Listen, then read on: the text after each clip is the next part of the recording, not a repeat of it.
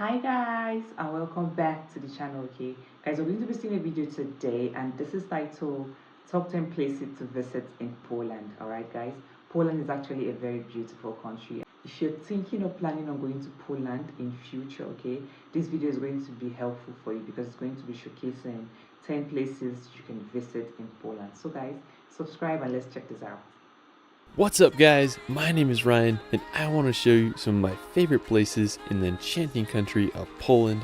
So here is my Polish top 10. I love the background music. Poland is home to some of the world's most stunning landscapes.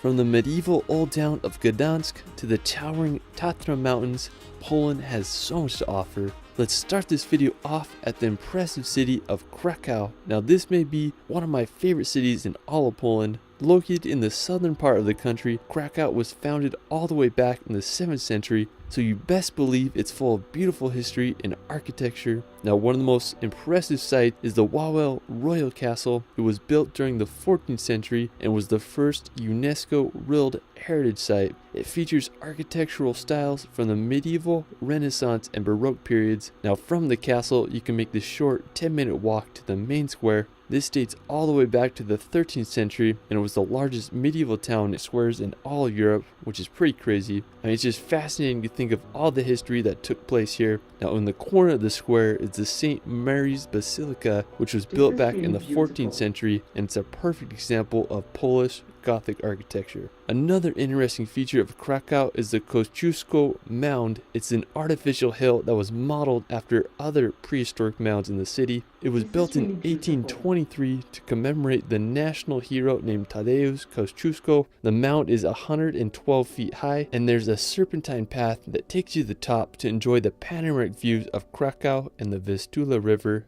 Krakow is just such an amazing city and I hope y'all can visit. After Krakow, we're going to head to the Tatra Mountains. Now located about 2 hours drive from Krakow, the Tatras are a stunning mountain range that straddles the Polish and Slovakian border. Now the best town to access the Tatras is Zakopane, now located right at the base of the mountains. Zakopane is the perfect starting place for your mountain adventures. During the winter time, Zakopane is an ideal place to go skiing, and in the summer months, it's a prime place to start your hike into the mountains. One of the most impressive spots in the Tatras is the Morskie Oko Lake. You can make the 16-kilometer round-trip trek to the scenic lake. I mean, just such a phenomenal view up there. An interesting fact is that the Tatras are the smallest alpine mountain range in all Europe, and they're home to plenty of wildlife such as the Eurasian brown bear. I just love how the Tatras look. They have such a unique and jagged look to them, and I just want to go hiking them this summer. Now if you're into World War II history, you can visit the Memorial of Auschwitz concentration camps. This is located about an hour's drive from Krakow. Now Auschwitz is infamously known to be one of the most horrific Nazi concentration camps. Over 1.1 million people died here. One of my favorite books I've ever read is called The Auschwitz Escape, and it tells the story of how 2 prisoners made their daring escape from this concentration camp. Now after, we're going to head to the northern part of Poland to visit Sopot, now located right on.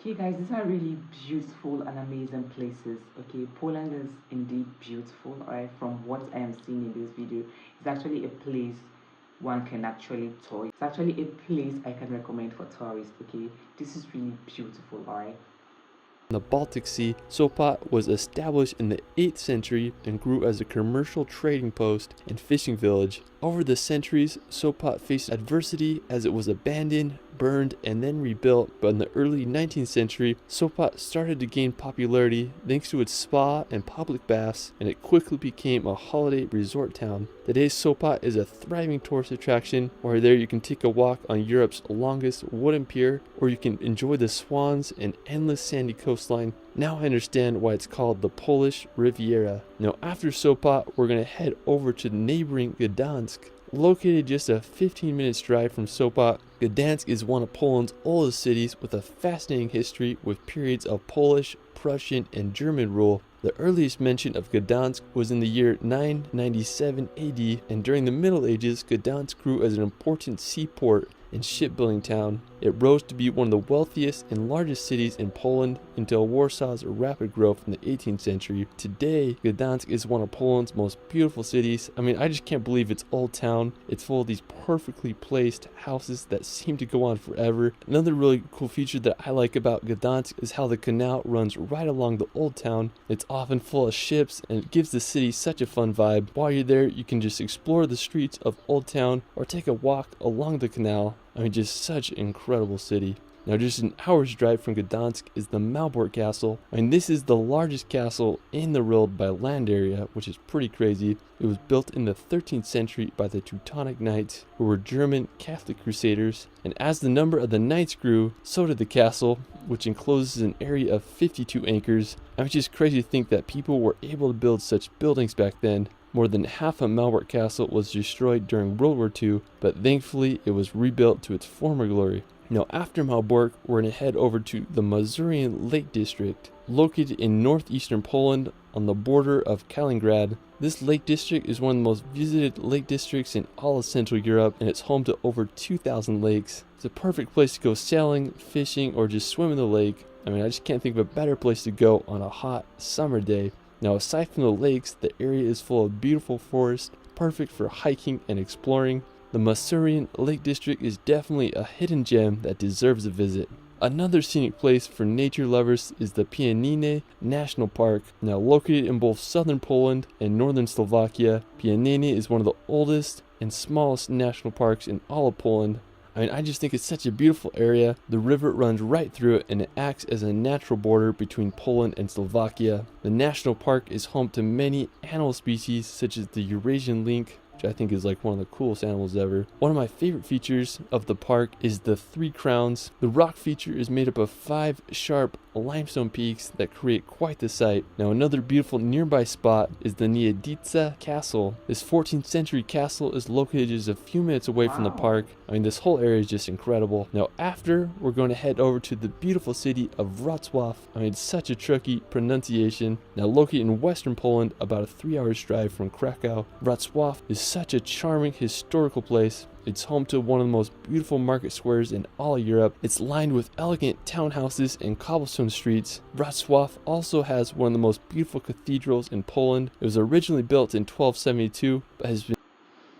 Okay, this is indeed a very beautiful video. Okay, Poland is indeed a very rich and beautiful country. Okay, I love it. Okay, it has beautiful landscape, beautiful mountains, seas, lakes, jungles, small villages. Beautiful. Everything about it is really, really nice. Okay. damaged and rebuilt several times throughout the centuries. I just love its double spires. Wrocław is just the perfect place to just walk around and explore for a day. Now, for our final destination, we're going to head to Warsaw. Located on the Vistula River in east central Poland, Warsaw is the capital and largest city in the country. Warsaw began to grow in the 16th century when the capital was moved there. It was called the Paris of the North, but sadly, Warsaw was damaged extensively during World War II with over 85% of its buildings in ruins. Thankfully, today it's a bustling capital with a population of 1.8 million. One of my favorite buildings of the city is the Palace of Culture and Science. At 778 feet tall, it's the 5th tallest building in the EU. The crowning feature of the city is Warsaw's Old Town. It was established during the 13th century and is full of history and medieval architecture. Like the main part of the city, the Old Town was almost completely destroyed during World War II, but it was miraculously restored and was made a World Heritage Site in 1980. When you're there, you can just explore the square and marvel at all the history that took place in this medieval old town. Well, that is it for my Poland top 10. Let me know where your favorite place is in Poland in the comments below. This is really beautiful. Okay, I enjoyed watching this from the very start to the finish. Thank you for watching. If you have any suggestions, drop it in the comment section. Thank you and see you guys in my next one. Bye.